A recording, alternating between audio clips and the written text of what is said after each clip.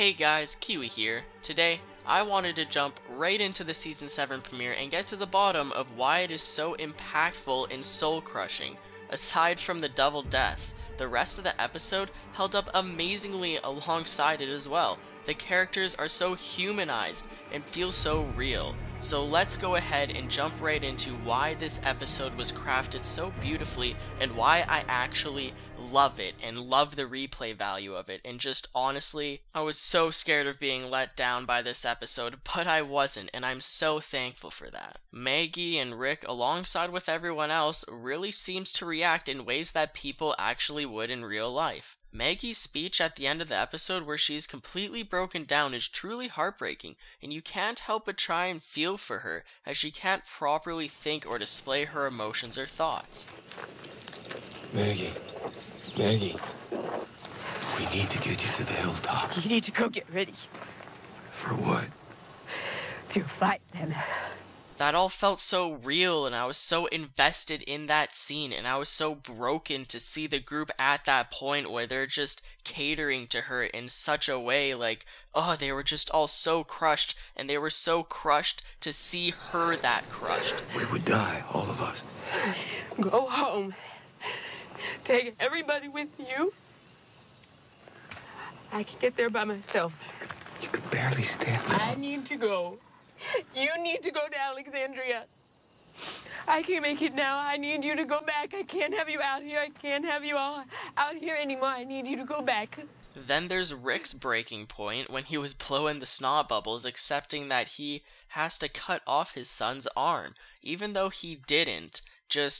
He thought he was going to. I thought he was going to. A majority of people thought he was going to. And even though he didn't, man, that scene was just executed so well, and the final product did exactly what it needed to do. Even with Michonne's single shine in the episode, she killed it as well, and JDM killed it with his response. Honestly, I am so looking forward to seeing more of Negan and more of JDM in the future, aside from the fact that Negan could get a little bit more bulky to look how he looks in the comics. Man, Negan is awesome in this show, and I am so excited to see him cause mayhem for hopefully seasons to come. And don't get me wrong, Glenn was my all-time favorite character, and I was just hoping he wouldn't die, but I absolutely love how this episode was executed. Glenn was given the glory that he truly deserved, and he is so famous now, even more famous than he was beforehand just because of this death. He's getting the attention that his character truly deserves, and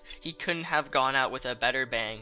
As Steven Yeun even said on Talking Dead that he didn't want them to give that death to anyone else, as it's so iconic. The amount of emotions that the actors must have had to put themselves through to get to the level of acting that was portrayed in this episode is honestly depressing to think of. Imagining the death of two of their closest friends. Not only are they family in the show, the actors are family in real life as well. They must literally have had to imagine their best friends dying in front of them, and that is such a horrible thing to have to put yourself through. Thinking about this really puts into perspective what the actors were talking about when they were describing how depressing and how low the vibes were on the set, and how when they went home they just felt horrible and drained, and just for days and weeks they were just in this limbo of a mood as an aftermath of what they had to put themselves through. They also filmed death scenes for every single person, so the idea of forcing yourself to bawl your eyes out for probably what was multiple nights of filming for every single person, including yourself, had to have been a complete drain of everyone's emotional bank. Now, because of media tending to lean towards unrealistic outcomes, so many times while watching a TV show or movie, I think to myself, what would really happen in that situation if it was real? What would someone actually say or do or tell someone? Or sometimes I imagine myself as that character saying, you know what, if I was this person, I would tell that person that, or I would say this, because that is BS, just say that, that's what someone would say. And you know what? This episode is that what if. Everyone in it seems so natural and realistic. A combination of a perfect script along with amazing actors, all directed so amazingly, just created one of the most impactful and immersive episodes on TV of all time. Every part in this episode was either intense or action-packed. Either way, they really kept the flow going and the vibes throughout this entire episode feeling very natural until the final scene. Now, there are certain times when you're getting really into a TV show or a movie that you actually feel like you're there, or that this has actually happened to you and you're reliving it to the point that you can even feel adrenaline running through you as you anxiously wait on the edge of your seat for what's gonna happen next. Once the show creators can actually get their viewer base in that specifically worked up and emotional mood, they then see how much they can do with it. Normally, we aren't that worried about people that are gonna die when we initially turn on a new episode, but after that big of a shock watching that double death, seeing two people die at the same time, people aren't gonna know what's gonna happen next, and they let their emotions ride them throughout the rest of the show. The show creators have said all summer about how they were gonna make it up to us for making us wait so long.